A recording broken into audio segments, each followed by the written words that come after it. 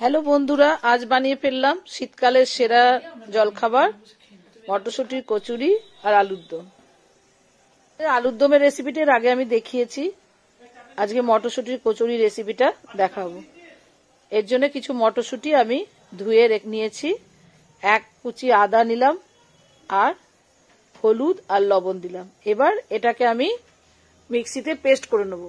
খুব মিহি করে করবেন, এর মধ্যে একটু মৌরিও দেবো। খুব মিহি করে পেস্ট করব না, একটু অল্প অল্প দানা দানা থাকলে ভালো লাগবে খেতে।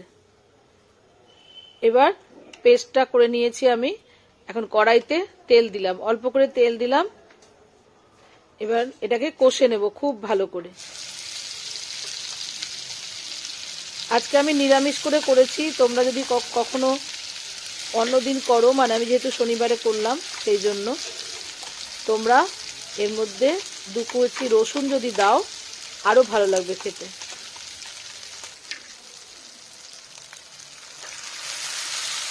এবার এই মটরশুঁটিটা যতক্ষণ পর্যন্ত কাঁচা গন্ধ না যাবে ততক্ষণ পর্যন্ত এটা সমানে নেড়ে যেতে হবে, একটুও থামলে হবে না কিন্তু, তাহলেই লেগে যাবে তলাগুলো, আর সেটা কখনোই ভালো লাগবে না খেতে। খুব ভালো করে কষিয়ে নিতে হবে এটাকে।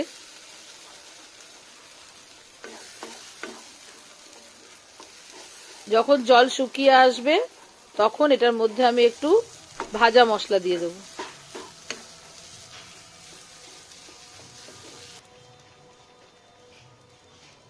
একটু ভাজা মশলা দিয়ে দিলাম, দিয়ে আরো একবার ভালো করে নেড়ে নিচ্ছি।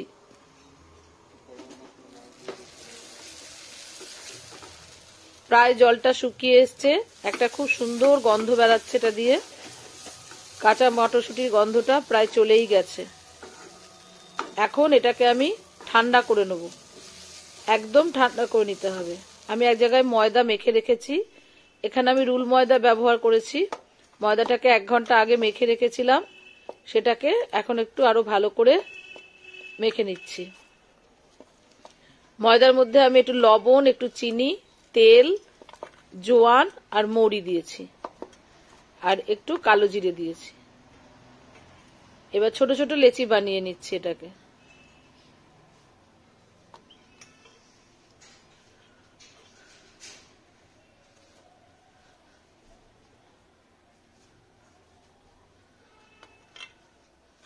আগে কটা ছোট ছোট লেচি বানিয়ে নিচ্ছি। এবার এখানে আমি 10টা মতো লেচি করেছি। এখন মটরশুঁটির পুরটা এই লেচিগুলোকে একটু বাটির মতো করে নেব, দিয়ে এর মধ্যে পুরগুলোকে ভরবো।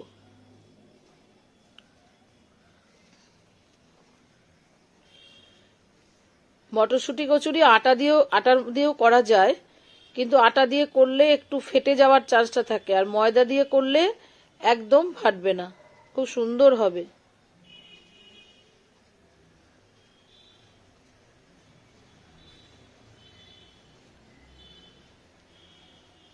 এইভাবে আমি সবকটা লেচিতে পুর ভরে নেব আগে।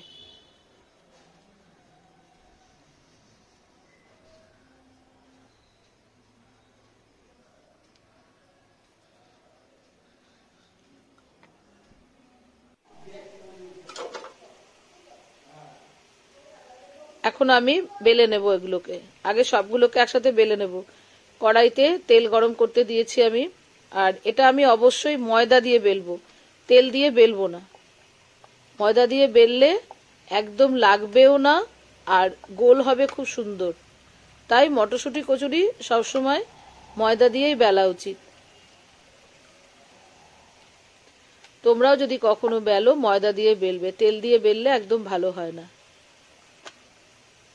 এইভাবে আমি সবকটা একটু করে ময়দা দিয়ে দিয়ে বেলে নিচ্ছি।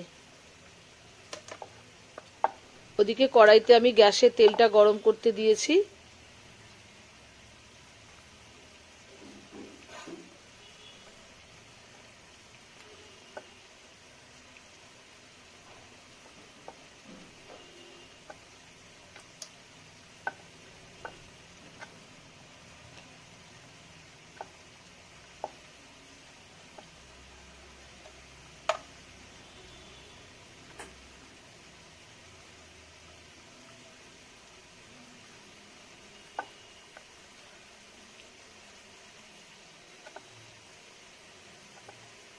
দেখো সব লিচিগুলো কিন্তু সুন্দর গোল হচ্ছে, একটুও ফাটছে না।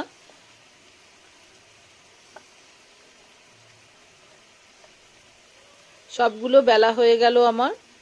এবার আমি কড়াইতে যে তেল দিয়েছিলাম সেটার মধ্যে একটুখানি ময়দা ফেলে দেখে নিলাম তেলটা গরম হয়েছে কিনা। আর